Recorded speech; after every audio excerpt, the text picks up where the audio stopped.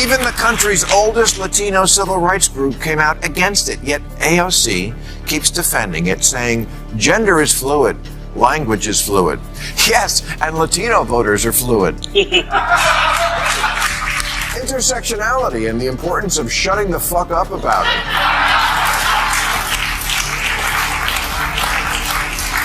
And, undouching your face, man beards from Ted Cruz to J.D. Vance. Bill Maher recently ripped into the Democrats' and he didn't pull any punches. His critique was both brutal and hilarious, landing laughs while making a serious point. The problem? Democrats are bleeding support from American men, particularly those in the working class. But instead of listening to these voters and working to rebuild trust, party leaders took a different route. They threw a luxury retreat at the Ritz-Carlton in Half Moon Bay, just outside San Francisco. On the menu, mini lobster rolls, heirloom tomato plates, and seared sea bass. The optics couldn't be worse. At a time when ordinary Americans are struggling to get by, Democratic elites clinking glasses over gourmet seafood makes them look completely disconnected from the people they claim to represent. To your point, I want to get to something very important. How many know what SAM stands for? It's a new phrase. It stands for Speaking with American Men, SAM.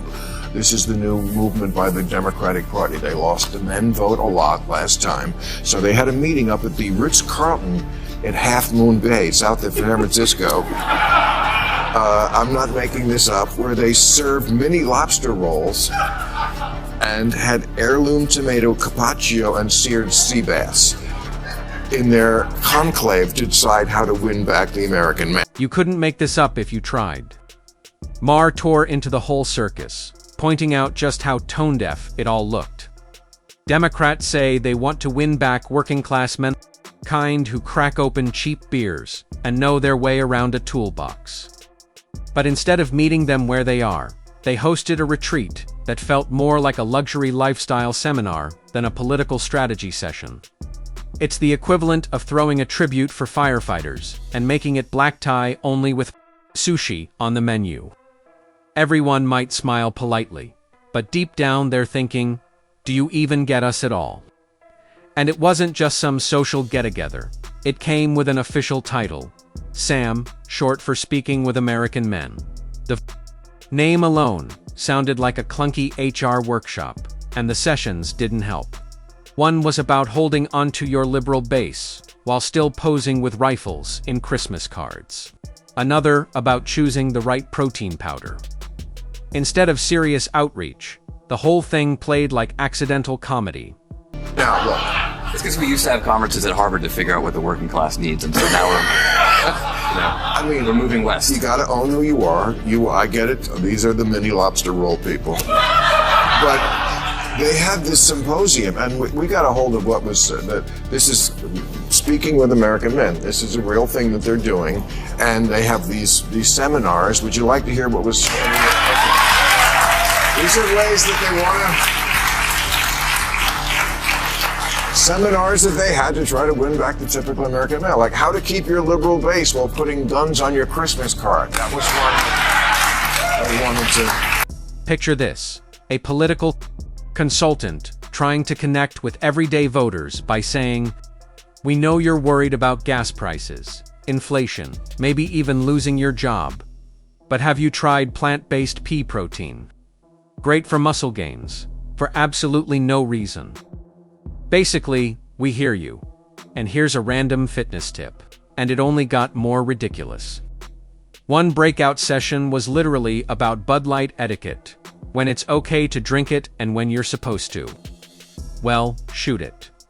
Considering the brand's recent controversies, the whole thing played like a bad sketch comedy routine.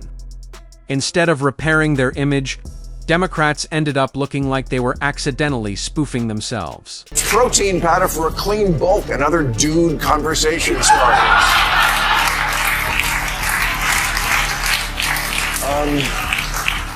Bud Light etiquette, when to drink it, when to shoot it. Maher's bigger point.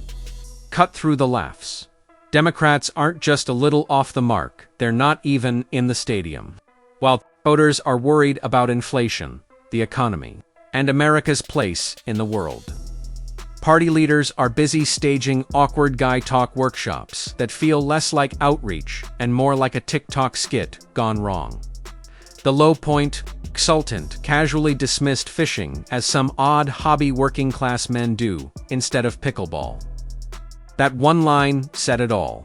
If your grand strategy to win back voters involves mocking the pastimes of the very people you need, you're basically saying, vote for us, even though we don't respect how you live your life. The bizarre hobby working class men enjoy instead of pickleball.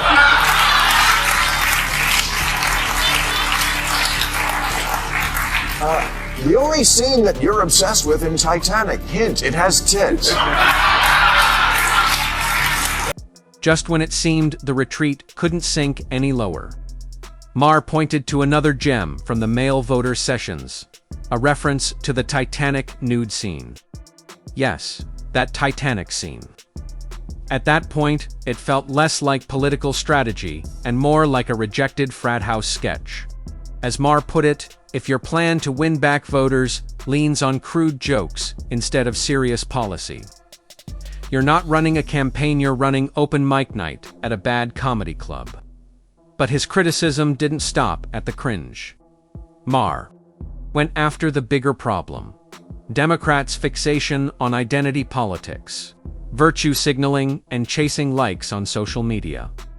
In the process, he argued, they've forgotten the fundamentals jobs: inflation, public safety, the stuff that actually decides elections. He even brought up Joe Rogan, once embraced as a relatable, progressive voice. Rogan has now stepped away. From the left, Maher's point was simple. Even Rogan doesn't recognize what the movement has turned into. Flea versus Bigfoot, mythical fight scenarios to man up your Joe Rogan appearance.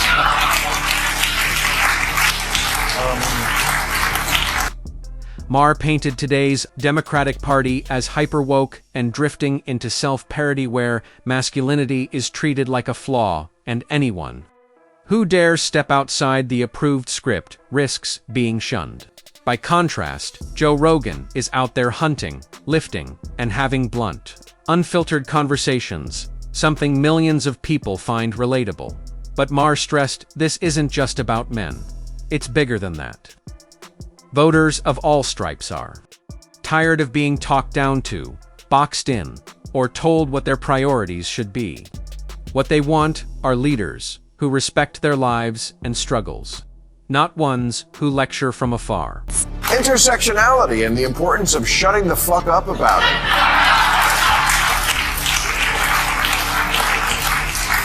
And, undouching your face, man beards from Ted Cruz to J.D. Vance.